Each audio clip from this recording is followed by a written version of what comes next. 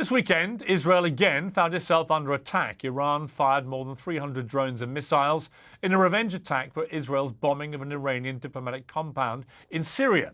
After decades aspiring through proxies, assassinations and subterfuge, two titans of the Middle East are now on the brink of full warfare.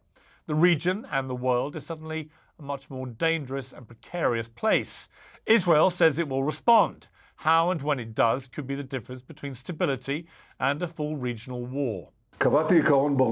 We appreciate the US standing alongside Israel, as well as the support of Britain, France and many other countries.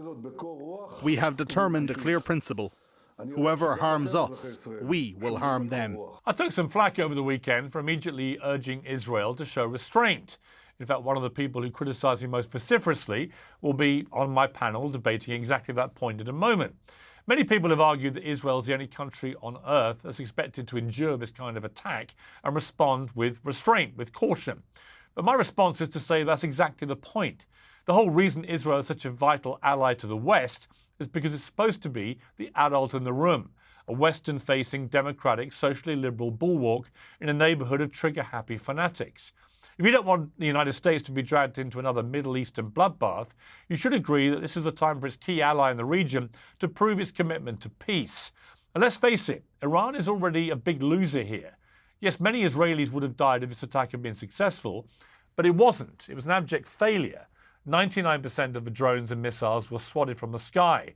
Western and Middle Eastern allies, including Jordan and Saudi Arabia, have rallied behind Israel after months of eroding their trust and patience with an increasingly brutal assault on Gaza. Prime Minister Netanyahu has reclaimed at least a little of his reputation for security, which was dealt a terrible permanent blow by October the 7th. But for once I agree with President Biden, Israel needs to take the win, because it was a win. These missiles did not land and cause damage. The Middle East is simmering to the boil. Hundreds of people are dying in Gaza every day as Israeli hostages remain captives of Hamas. It's time to turn the temperature down, not pour fuel onto the fire. In a few minutes, I'll be debating this with the Young Turks founder, Cenk Uygur, former congressman Joe Walsh, and Israeli journalist Emily Schrader. But first, I'm joined by the exiled Crown Prince of Iran, Reza Pahlavi. Crown Prince, it's great to have you back on Uncensored. First of all, if I may get your reaction to the attack by Iran directly on Israel soil. Well, you know, these are signs of a regime that is becoming more and more desperate and vulnerable. At the same time, it's launching an attack against Israel. It has been launching an attack at home on Iranian women and trying to, again, exercise its repression at home. This is going to be an ongoing problem, and I think ultimately the world needs to realize that the root cause of many problems we see in the area, and not just this one instance, but in general, is the regime's nature and behavior. It has not only affected Iranians or Israelis, it has also affected Syrians, Iraqis, Lebanese, and other immediate neighbors in the region. Iran has operated through proxies for a number of years, obviously. This is the first time they've directly attacked Israel in this manner. How significant is this escalation? Well, I think a lot of it is perhaps mostly for home consumption, to say we've done something. One thing that was really rendering it even more of a mockery is that despite launching so many different missiles and drones, none of them actually reached targets. So was it really an exercise for purposes of domestic consumption, or was it actually the intent to escalate? I think this time Khamenei took a huge gamble, assuming that probably there will be a lot of pressure to keep the Israelis from retaliating. But then again, I think we should look beyond the tit-for-tat argument. I think the world needs to now really scratch their head and say, look, diplomacy has failed. Our expectation of behavior change from this regime over decades is pointless. The time has come to look for an ultimate solution to the problem. If we indeed want to avoid escalation, you have to put an end to this regime, which is the ask of the Iranian people in the first place. But the world needs to seriously consider that the only solution and alternative is regime change in Iran. But how does the world affect regime change in Iran? Well, two things. Number one is to actually increase even more pressure on the regime economically by means of expanding the sanctions. I think it is time that the G7 and the European countries join the US in putting the IRGC on the terror list. This will further put pressure on the regime to target the regime's officials individually on their personal assets, to expel their diplomats or elements associated with the regime that roam freely in European and American cities. And actually implement further oil sanctions, which, by the way, were not properly implemented, which simply gave the regime more money, which, of course, it spent on its proxies, whether the Houthis or Hamas and what have you. That's on the external factor aspect. Parallel to this needs to be a policy of maximum support. That means support for the Iranian people in their struggle against this regime. And that could come in many forms. I think the most important one is to make sure that Iranians remain connected to the world, and therefore internet access is key. I've mentioned that many times before. Elon Musk with Starlink have done their part. I think we need more of that happening. There are means of perhaps making exceptions to some of the current limitations of the inability for Iranians to, let's say, send money back home, because as you know, under the current sanctions, it's impossible to transfer money. We are only limited to some digital currency. That could be at least an exception to the rule to make it easier for us to support families at home, especially our working force, if they want to go on strike, not to remain completely impoverished and unable to actually do that. And there are many other elements. I know there are too many details to discuss in one short interview, but there are many ways to equal the playing field for the Iranians, and that could be a dual element of pressure from in the interior of the country as well as external pressure. This could be a recipe that could lead to a successful transition. Obviously, a lot of speculation about what Israel's response will be to this unprecedented missile strike. Do you think it would be a smart strategy for Israel to launch an attack directly into Iran, as some of the more right-wing members of the cabinet apparently want to do? You know, I cannot speculate as to what would be the decision internally at the level of cabinet and what's been decided. And I know there's a lot of back and forth between different countries that are consulting with the Israeli government. But I can tell you one thing. At the end of the day, I think that Bibi Netanyahu, Mohammed bin Salman, and many others in the region know that we cannot only remain focused on, again, what can happen or not, and whether or not this could escalate beyond. I think everybody in the region understands that so long as the regime and its nature is constantly creating havoc towards more extremism, more radicalism, more instability, more threats, we cannot contemplate any solution other than dealing only with the status quo. We need to start strategically thinking beyond the status quo. These are the kind of discussions I had recently, at least last year when I was in Israel, visiting that country. And what I've been talking about with foreign countries in Europe and the United States, whether legislators or in government, there has to be ultimately a fundamental shift in overall policy as they deal with the Islamic regime in Iran.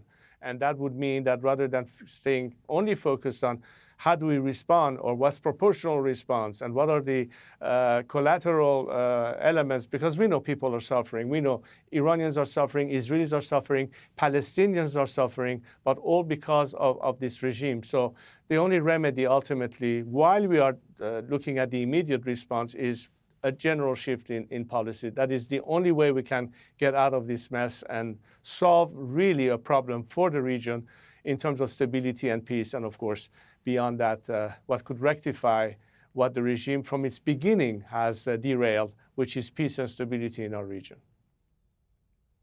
What is your message to President Biden? Because clearly America's role in this will be absolutely crucial. I think this administration needs to realize that what has happened in terms of appeasement, when you're releasing money to this regime, it only emboldens it to do even more of what it's done. I wonder if this had not happened about a year ago as a continuation of attempt of reaching another nuclear deal with the Iranians or paying ransoms for release of their hostages, whether or not that factor did not directly contribute to the Hamas attack against Israel. These are the kind of questions that needs to be really answered, and I haven't had any response to this question heard here in Washington. It's not too late. I mean, look at it. The Abraham Accords was going on in a very positive way. The regime very astutely tried to sabotage it, and again, cleverly using its proxies, because it every time wants to take credit for it without being accountable for it. This is the time to finally keep the regime accountable. And I don't think that the policy of appeasement works. It only emboldens the regime, and the consequences is more suffering for the people. There needs to be now strong leadership. We need the same kind of leadership that we saw between Roosevelt and Churchill at the end of the Second World War. We need to have the same resolve that Ronald Reagan and Margaret Thatcher had to put an end to the Soviet communist system in Russia. Today, we need the same kind of strong leadership emanating from the free Western world in support of democracy and freedom and human rights in a country that could be the pivotal element in changing everything that this regime has done to divert us from that rail. And I think Iran is going to be the most important strategic partner to key countries in the area, Israel, Saudi Arabia, and others, to bring about that change. And we need to work with one another. And I hope that world leaders will finally decide to consider this issue very seriously. And I stand ready to present to them our viewpoints on behalf of my compatriots of how they can best find a solution that is win-win, which is in the interest of the Iranian people, but also in their own interest, whether it's national security or even down the line economic interest. Crown Prince Pahlavi, really good to talk to you. Thank you very much indeed for taking the time. Thanks for having me again, Piers. Well, I'll go down to my panel to debate this, Cenk Uygur, Joe Walsh and Emily Schrader. Let me start with you, Joe Walsh, because you were giving me a bit of hammer on X, formerly Twitter, yesterday, because I tweeted in reaction to what had happened that I wanted Israel to show restraint, and I feared that Netanyahu wouldn't do that. Now, just to clarify what I meant, I didn't mean there should be no response. I just wanted that response not to be just going all guns blazing into Iran, because I genuinely fear that might accelerate this into a much more catastrophic situation. But you feel very strongly, don't you? I can tell that you believe Israel is always the one when it gets attacked that is urged to show restraint, and they shouldn't be told to do that. Piers, really good to be with you. And I apologize if in my Twitter response to you, if I got personal. I apologize. I didn't mean it. My beef wasn't with what you said, that Israel should show restraint, because I actually agree with that. My beef was the timing of that tweet and so many others. Israel was under attack. The the alarms were going off in Jerusalem. Missiles were raining down on Israel. And it just didn't seem, Pierce, like that was the proper time, while Israel is being attacked, to come out and say Israel needs to show restraint. I agree with the sentiment of what you said. I just didn't think it was the proper time until we knew, Pierce, how many of those missiles might have gotten through and or killed Israelis. Right, fair enough. Let me go to Cenk. Cenk, it's very complex situation, this. In fact, the whole regional issues are very complex. And we have, of course, at the same time, the situation in Gaza. But Cenk, when you see what Iran did to Israel, what do you think Israel's response should be? Their response should be nothing. They should leave well enough alone. Joe Biden, with a rare victory here in being right about the situation, de-escalate right now. Israel obviously started this. And by that, I don't mean we can get into, oh my God, their proxies and the Hamas, but then the occupation, and we can go all the way back to 1948. What I mean specifically is they attack Iran basically on its home soil by attacking the consulate, killing their top general, etc. It was an act of provocation. It was meant to get Iran to retaliate. Netanyahu has been dying for a war with Iran for about 2 decades now. He definitely started this. It left Iran absolutely no choice but to respond, and they responded in a way that basically showed their hand, which was, we don't want a war. They gave 72-hour notice. It took the drones several hours to get there. If Iran wanted to do damage inside Israel, it would not have done this type of attack at all. This was Iran basically saying, look, we have to appease our domestic audience here and tell them, oh, we were tough and struck Israel back. But they knew they were going to get no casualties. So we had a tit for tat. We should leave it alone right now. If Israel goes back and hits Iran again, then there's going to be no end to this. Then Iran is going to have to respond, and this time it's going to be real. And people are going to die in Israel. It's a terrible, disastrous idea. They should definitely stop right now. Okay, Emily Schrader, I can see you, well, I would say not entirely agreeing with what you've just heard. Yes, I strongly disagree, as you can imagine. I think the entire premise of asking Israel to exercise restraint rather than deterrence is a fundamental part of the problem here. I mean, as the Crown Prince mentioned, the Islamic Republic has been doing this for many, many years. It's a fundamental premise of the regime since 1979. They have been sworn to Israel's destruction. They have been sworn to America's destruction. This is a fundamental value of the Islamic Republic. And not only that, but I find it very interesting what Cenk is saying right now, because the majority of the Iranian people, both inside and outside of Iran, disagree with him. In fact, there are thousands and thousands of Iranians who wish that Israel will assist the people of Iran in bringing down this regime. We are not going to see a better future in the Middle East for the Arab Muslims, for the Iranians, or for the Israelis in the Middle East until there is regime change in Iran. And to say that Israel started this is preposterous. It's not Israel that has a countdown to the destruction of Israel in the center of their largest city. That's Iran. It's Iran who has made hating Israel a fundamental premise of the regime, an obsessive hatred, an obsessive irrational hatred that they have taken money from the people of Iran and poured hundreds of millions of dollars into terrorist proxy organizations on the borders of Israel in order to ultimately destruct and destroy the state of Israel. I also want to add one more thing about the consulate that's important to note, that it was not, in fact, a consulate. It was an annex of the consulate. And even if it was a consulate under international law, it is permissible to strike when it's being used as a military headquarters to plan and conduct terrorist operations. Israel is in a state of war. We're in a state of war with a proxy of the Islamic Republic of Iran, Hamas, and that is what that commander who was killed in that strike was doing there. So this is a legitimate target, even though Israel hasn't officially claimed responsibility. Okay, I'm going to bring Joe in a moment. I just want to get, Cenk, you were laughing at one stage there. What were you laughing at? Yeah, I mean, look, a lot of absurd things were said there, like any mention of the Crown Prince. I mean, the guy's the son of a former dictator of Iran. He has zero credibility with the Iranian people. Look, the Iranian regime is... That's absolutely a false. Disaster. He is the most he is the most popular figure of any Iranians. Are you Iranian? Ask the Iranians yourself. Okay, it's very, very clear. Oh, please, While there are some people who don't support him, the vast majority of them do support the Shah. Is she just going to talk over me? Because we can keep doing this all day long. Let me answer the question. So, first of all, the idea that they want their dictator back is hilarious. Second of all, but the thing that I laughed out loud at is she's like, oh, the Iranian people want Israel to bomb them. Do they? Do they? That's the most preposterous thing I have ever heard in my life. I said the Iranian people want... It's actually not. There are multiple polls that show that. I personally think it's crazy. Multiple polls that show that they want to be bombed by Israel? There have been that they support Israeli strikes. That they support Israeli strikes on regime, IRGC, and regime sites exclusively. On IRGC sites.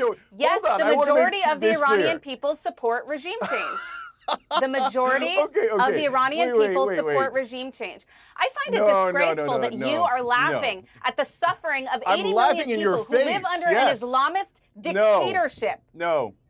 There are women who are being dragged away by the morality police. As the Crown Prince mentioned, there is a second front of this war, and it is against the Iranian people internally. Is that funny to you? Let me get Is it funny to you that women are being kidnapped by the regime? Of the time? Is she just going to talk 90% of the time? Why don't you respond to that? All right, is that funny to you? Let me just respond real quick. Do you find it funny that women, that Iranians are being oppressed on a daily basis by this regime? Okay, you can talk all day long. We're not going to... All right, so...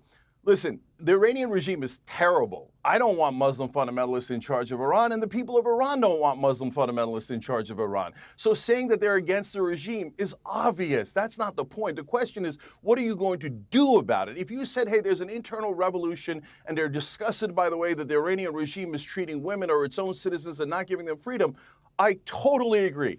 But if you claim that they want Israel to bomb Iran in order to effectuate regime change, it's not even, you don't even sound like a lunatic. You sound like you're a comic or something. You're trying to make a joke. That's why I'm laughing. No, the Iranian people do not want to be bombed. Let me bring in Joe. But furthermore... All right, let me bring in Joe. Joe's been waiting very patiently. Joe, here's my question for you about this.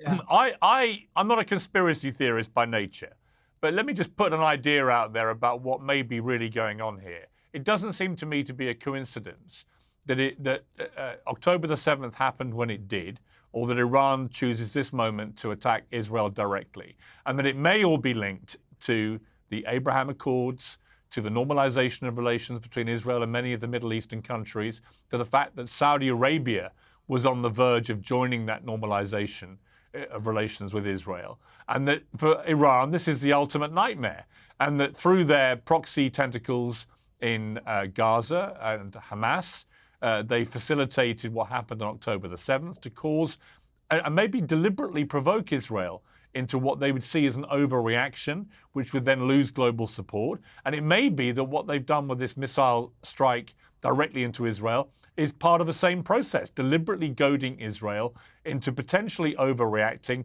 which may ultimately play into Iran's hands. Piers, I think you are spot on, my friend. Look, it's silly to engage in who started this first. Let's not do that. We all three of us agree that Iran's ruling regime is an evil regime. The Iranian people deserve to live in freedom. Piers, you're exactly right. Look, the answer is the only way we get to peace in this region is when Israel can partner with the moderate Arab countries and isolate Iran, isolate Iran's proxies and all the other Islamists, not Muslims, Islamists who want to destroy Israel. Piers, which is why I agree with Cenk on what Israel should do to what happened over the weekend. Do nothing. Ignore Iran. Finish the job in Gaza.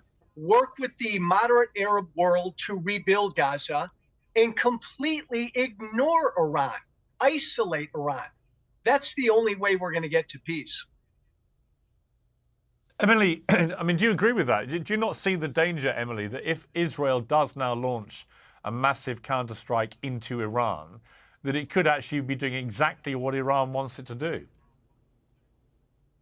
Of course, that's a distinct possibility. I think there are a lot of options on the table when it comes to any kind of response. I know there's already been some discussion this morning about a cyber attack. There are a number of different options that have been put forward to the cabinet, and it remains to be seen what they will do about it.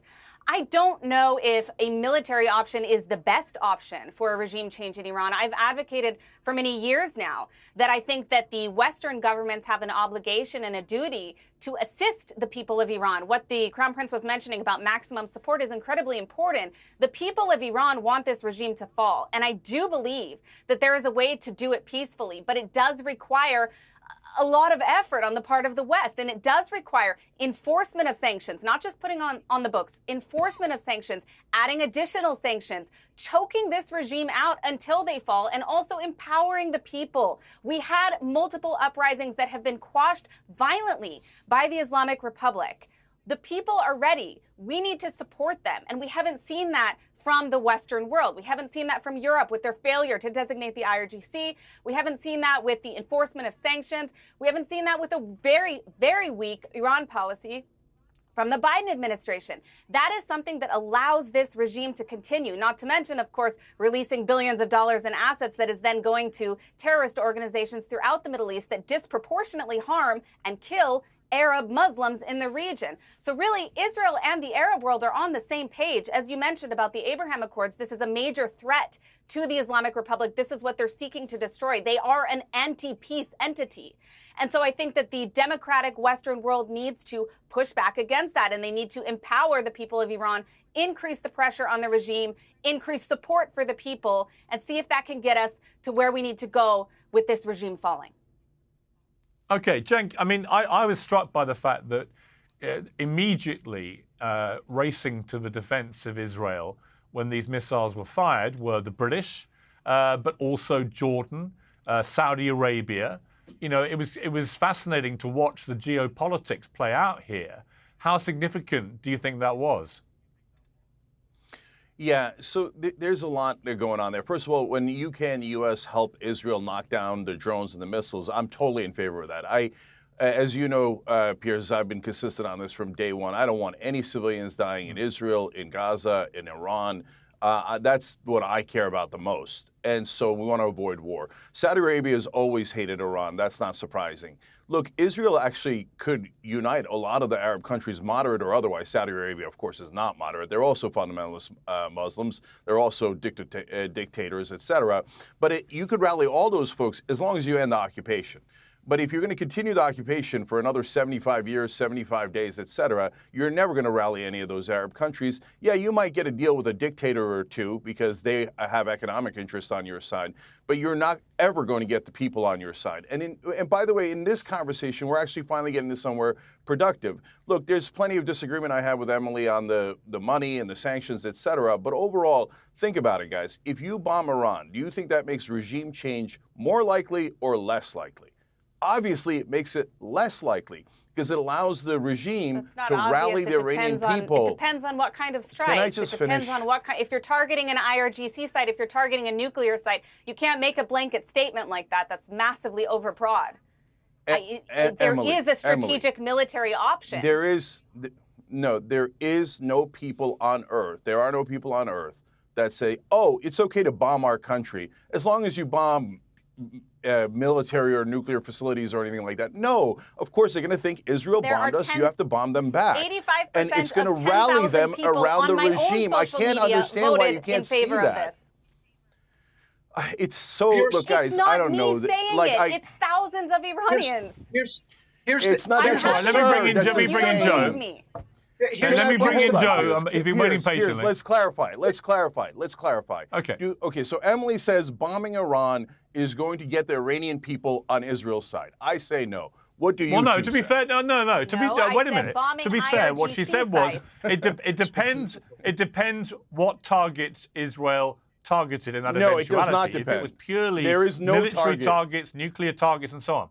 Has she not got a point, though, Cenk? Where the Iranian. Piers, are you saying that the Iranian people would be like, oh, you targeted us, but in the best possible intentions? We're so happy Israel bombed us. No, what I'm saying. What I'm saying is, I think Emily has a point. There would clearly be a different response, I would imagine, from a lot of Iranian people if the civilians, were not targeted.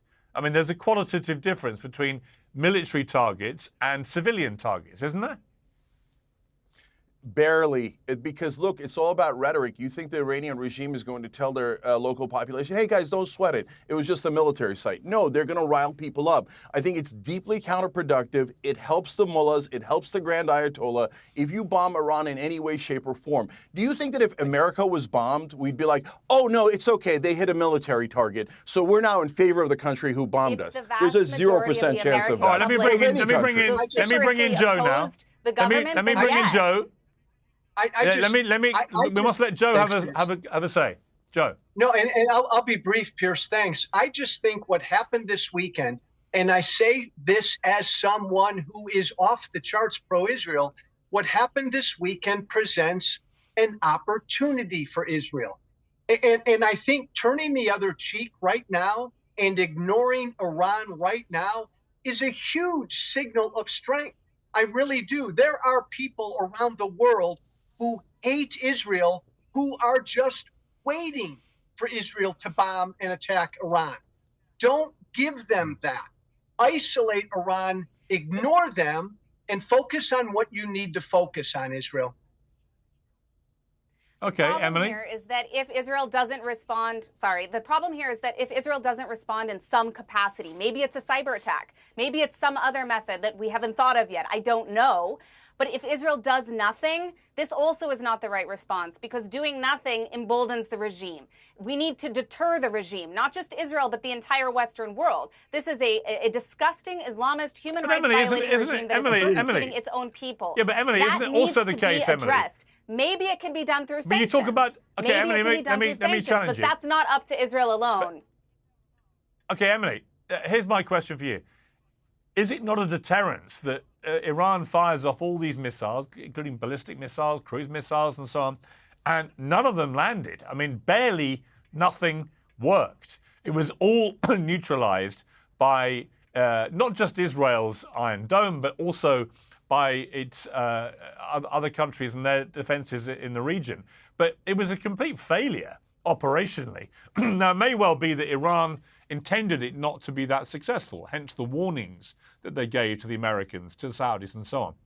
It may be it was all performative in that sense. But the reality is, Israel's defenses, unlike on October the 7th, they stood up magnificently well. Is that not in itself a pretty unnerving deterrent to enemies who want to try and do this thing? Is that you can try, but you won't succeed? Well, I think there's no question it was a spectacular failure on the part of the Islamic Republic, with 99% of their projectiles being shot down by a coalition of countries. However, when it comes to deterrence, the Islamic Republic knows full well that they can fire 10 times the amount as they themselves have promised to do and overwhelm the missile defense system. So that isn't really an accurate response. And I also want to add that what the Islamic regime did in this instance by launching this, by escalating the conflict, is actually a sign of weakness of the regime itself. I mean, they have rallied around bashing Israel as a tool to, try to get people to their side and to show that they are under attack for many, many years. This is a tactic that they did even with the Iran-Iraq war. They were wildly unpopular, and so they started a war. That being said, you can see that in the timidness of their strike and the fact that Hezbollah, which is an arm of the Islamic Republic in Lebanon, didn't go full out on Israel, although they also fired rockets, that they are not prepared. And that could be for a number of different reasons. But I don't think that they're looking for a full-out war with Israel right now. Despite that, they did escalate the situation. And I think that Israel has an obligation to deter them and to respond strongly and ensure that this type of thing does not occur again. I'm sorry. All right. I'll come to Cenk in a moment. But Joe, you don't agree with that? No, Emily, look, I agree that Iran is vastly weakened after this weekend. But man, you bomb them, you go after that regime militarily, you will do nothing but embolden them. They are weakened. So keep them on this path. Show your strength. Look at them and look the other way and do what you need to do. They're weak. Continue to isolate them. This only works. This only works if you have the coalition of other countries, if you have the West involved, if you have countries that are willing to enforce sanctions, that are willing to designate the IRGC. No, they don't. It's been years, and Europe has refused to designate the IRGC. They're not enforcing sanctions. The Biden administration is weaker than ever. They're releasing billions in frozen assets over and over and over again. Appeasement doesn't work. Every time we appease this regime, executions go up, nuclear proliferation goes up, funding for terrorism goes up. Let me bring in Cenk. Here. Cenk, you're shaking your head there. Do you not agree with the principle? The Crown Prince said the same thing, that appeasing Iran in any way has turned out to be a completely pointless exercise. Yeah, that's 100% wrong. We had Iran completely contained under Obama. We did a great deal. We took the uranium out of the country. They had no nuclear program. Then that idiot Trump came along, egged on by the idiot Netanyahu, and said, let's get out of the deal so they can start doing uranium enrichment again. That was such a terrible idea. And now Iran is more emboldened and more dangerous because of that right-wing mentality of always go maximalist. You think that people don't know that Israel will try to obliterate Iran if they have a war? Everybody knows that, okay? Everybody knows that Israel has nukes. Everyone knows that Netanyahu is a warmonger and will do vicious things. It's not like we can't see Gaza. But you're not going to help the people of Israel, let alone America, which I want to come back to, if you start this giant war in the Middle East. Here's what the people, the government of Israel, I don't think understands at this point. They're in great danger of losing their American people for the first time in my life. The left wing can't stand what they've done in Gaza, but I got news for you. A ton of the right wing can't stand it either. And here's what we're all unified about. We don't want to go into another disastrous war in the Middle East. MAGA doesn't want that. Progressives don't want that. The only people who want that. Coming to you. No, it's not. Israel wants the war. America doesn't want the war. Has promised from day one. That is what the Islamic Republic, the little Satan is Israel and the big Satan is the United States. This is their ideology. I'm not going to let you keep talking over me. They are not motivated by reason. They're motivated by extremism. You are missing the point. No, we can talk over each other all day long. You can keep saying no, it doesn't change the reality. Okay, here's the reality. America doesn't want to go to war. If any government official, whether it's Biden or Trump, if anybody brings us to war, they will pay a massive political price. And by the way, so will Israel. If Israel drags us into this war, I guarantee you they lose American support. Whether you like it or you don't, and the polling indicates this, you're this close to losing the entire right wing, let alone the entire left wing. We're sick of Palestinians being murdered with our money. And now you want to start a giant war in the Middle East and have us fight for it? Here's how many troops should go into a war in the Middle East. Zero. America doesn't need to fight this war. You're arguing about politics and popularity. That's not the issue here. If Israel wants to start a war with Iran, good luck to you, okay? America should have nothing to do with it. Nothing. I'm sick of Israel starting hostilities, killing Muslim people, and then saying, America pay for it. America fight for it. Zero kids should go and $0 should go. If the goal, and I think all three of us can agree to this, if the goal is to defeat Iran's ruling regime, you have to be smart. And if you respond militarily right now in a big way against this regime, that will not defeat them. Emily, I'm with you on your end game, but we have to be smart. And it would be terribly short-sighted right now if Israel responded in kind. We're on a path where we can isolate Iran. I don't think Israel's considering even responding in kind. Any sort of military response would backfire on Israel right now. That's right. Emily? And you don't want to do it to Israel. I don't agree with that. I fundamentally don't agree with that, but I actually want to address something else, which is that you're saying America doesn't want a war. I agree with you. What you're arguing about here is a popularity contest. You're arguing about elections. I'm not talking about that. I'm talking about the future and the safety of the United States. I'm talking about the future and the safety of the Western world and the future and the safety of the state of Israel. And the reality is that we're dealing with a regime that is not logical. They are concerned by extremist ideology that they're trying to promote all around the world. It is not logical. That is why appeasement hasn't worked. And it's not going to work. And we've been trying to do this for 45 years now, and it hasn't worked. So try something different. We need to have a smarter, a better approach in order to bring down this regime. And you saying, oh, we shouldn't do X because of popularity, that's not the question. America and the West and Israel need to do what they need to do in order to protect themselves, even if sometimes it's unpopular. Now, are we at that point today with Iran? I don't know. That's not a decision that I'm making. But for you to say, oh, because of popularity, it doesn't matter, because of elections, the people of Iran who are suffering under this regime for 45 years, the people who are sitting in Evin prison because they went to a protest a year ago, that doesn't matter? Shame on you. You want to lose American elections and then lose all money to Israel? Go have at it, Hoss. But that's not going to help Israel at all, okay? So stop going in a counterproductive direction. All of this warmongering is totally counterproductive. It hurts Israeli citizens. Obviously, Iranian civilians would be hurt. But America, I don't understand how Israel's our ally. All they ever do is drag us into wars, drag us into conflicts. The idea of America's not safe unless we attack Iran Israel is on the front insanity. lines of the war that will come to the United States. The front lines of a war they started. Front lines of a war they started. No. I don't see how this has anything to do with American interests. Have you not heard the Ayatollah speak about the United States? Yeah, I know what they say, and you say that they're not rational. That's actually not true. If they were irrational and they were religious zealots and all that, so they're actually greedy and corrupt. That's the thing that drives them. And they want to keep their lives and they want to keep their money. And so that's why they gave us 72-hour notice before they attacked. And they want to export if they were irrational their zealots, Islamist extremism all over the world, as they have stated and as they are doing. I can't go on with people that constantly talk over me. All right, if they were zealots, they would have done what Netanyahu did. Attack blindly and with rage and just kill everything in sight. You want to talk about zealots? Look at the Israeli settlers. The fundamentalists of Muslims, Jews, and Christians in this world are getting all of us killed. Their own citizens. What are you talking about? Yeah, by accident, because they're clowns. What are you talking about? Do you know nothing about Iran? Do you know nothing about how the Islamic Republic works? You seem to think that the Iranian people are perfectly fine with their regime. Emily, let me give the last word to Joe. Yeah, and Emily, let me slap Cenk with this one, because you and I are on the same side of this one. Israel, I tweeted this over the weekend, Cenk, and I believe it. An attack on Israel is an attack on America. Plain and simple. Israel is No, it's not. Cenk, hold on. Let me finish, my brother. Israel is our best friend on this planet. They are our closest ally.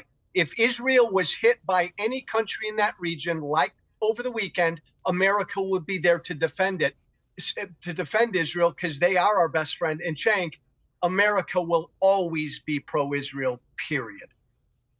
No, it won't. But The we have poll to indicates fight it's this not fight pro-Israel right smartly. now. Oh, yes, we I don't know why. I mean, like, I do- They're I- better I friend would than say on Canada? that- Why? Go ahead, Piers. I do think Cenk has made one. Cenk made a powerful point earlier, which is true, which is the polling has never been as negative as this towards Israel in America in modern times. So there is no doubt that there is certainly amongst younger people in America, there is a growing sense of unease about this special relationship. And that is undeniable from the polls. So anyway, we've got to leave it there. A fascinating debate. Thank you all very much indeed. I appreciate it. Thanks, Piers.